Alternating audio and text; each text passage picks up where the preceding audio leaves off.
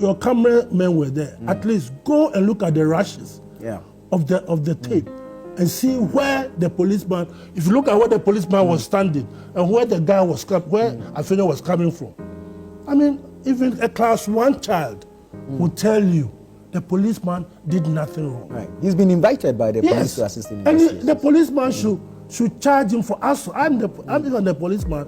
I'll lodge the complaint and charge him for assault. Just even touching my brother like this is an assault. Yeah. And he's a lawyer. He should be charged for assault. We should set example in this country.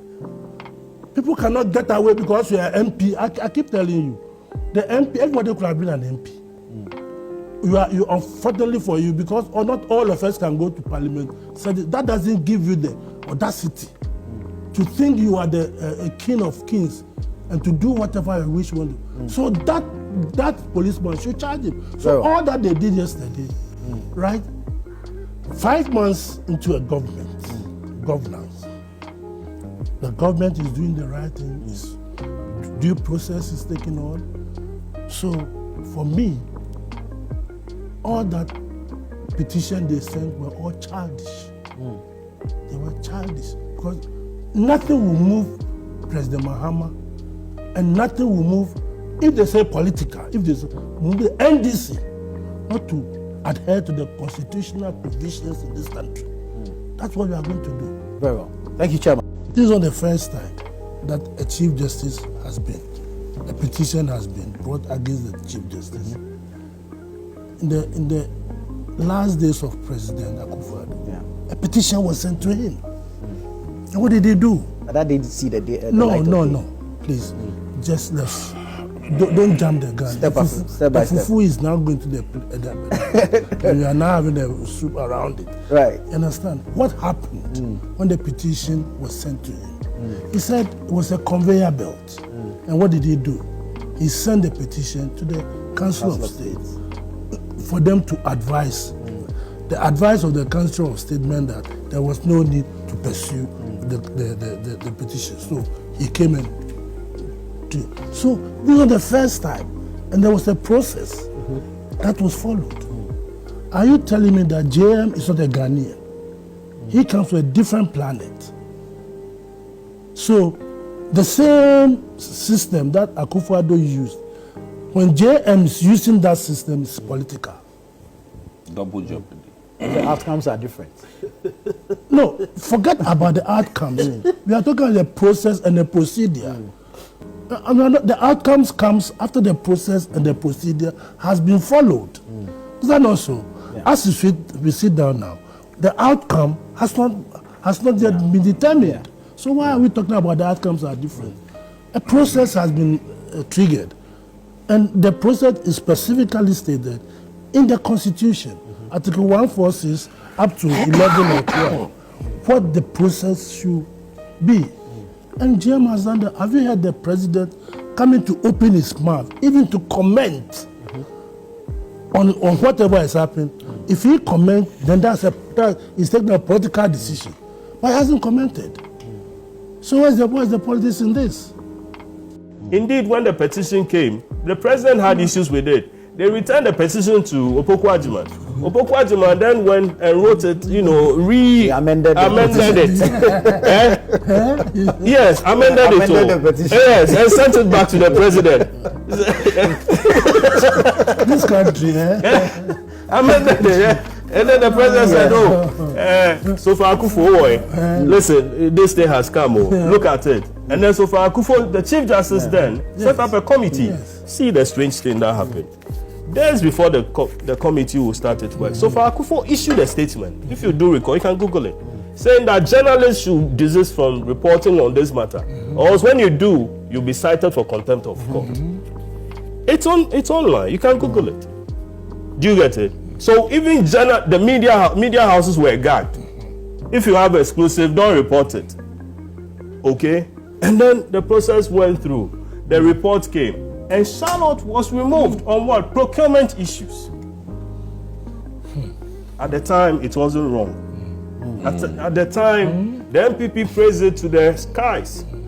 I mean, you just have to Google, their defense of the removal of Salam Yes, but it's there. The videos, the videos are there. I also think that the NDC had opportunity to protest in terms of their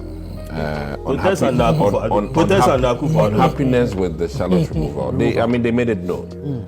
And if we're using the same avenue to make it known that we're not happy with the proceedings, I think democracy allows for that. And allow us to be the good opposition party. We have to. I've heard a number of your folk admits we owe it to Ghana that the Charlotte removal was wrong. Oh no! Listen, I made it clear here that two wrongs don't make a right, and for that matter, I worry that is that the new trend. So in 2032, when there's a new president, even if it's NDC or NPP, the president then has the sole prerogative. There's 2028 before 2030. Why do you jump on? My math. My math. No, I was even making a point that even if it's NDC, the next president after Mahama would then say that, me too, I'm changing the speaker and I'm changing the CJ. And it becomes a new trend. And that is where I worry. And mind you, people have made arguments that the EC was removed. The EC is not necessarily an arm of government. And for me, this is, we may have erred doing the Electoral Commission one, agreed. That is a different argument. But Electoral Commission is not an arm of government. This is serious. 3 arms of government, and for even Parliament to impeach the president, it's not a small task. Exactly. Yeah. So thank you very much. It's not a small task, and for us to take this path, it will be injurious to our democracy, and this also weakens the judiciary. I stood up when our president was changing Ase Mensah for a reason. Not because of Ase Mensah, but we felt that as parliamentarians, if we are there and the executive can just one day wake up and change our leader, it isn't right. And on the same grounds, we stood also for Afenyo Markin, in the sense that I felt that on the same principle, as parliamentarians in our chamber, if an outside body has more control to change our leader, then it is worrying. It's like, City or Channel 1, the media guys here, you may have a leader, then all of a sudden somebody who's an investor just comes in and changes your lead person. It's a bit worrying without any recourse to you. So in that sense, I am scandalized, and I am hoping that Dugbe and my boss, the Emeritus Greater Accra chairman, would agree to me that though they may support this in principle and in political allegiance, they are worried that this is injurious to the judiciary, injurious to democracy, in the sense that once this is set, and I think that there are two key things. The independence of the judiciary is at stake. It isn't really about even the woman.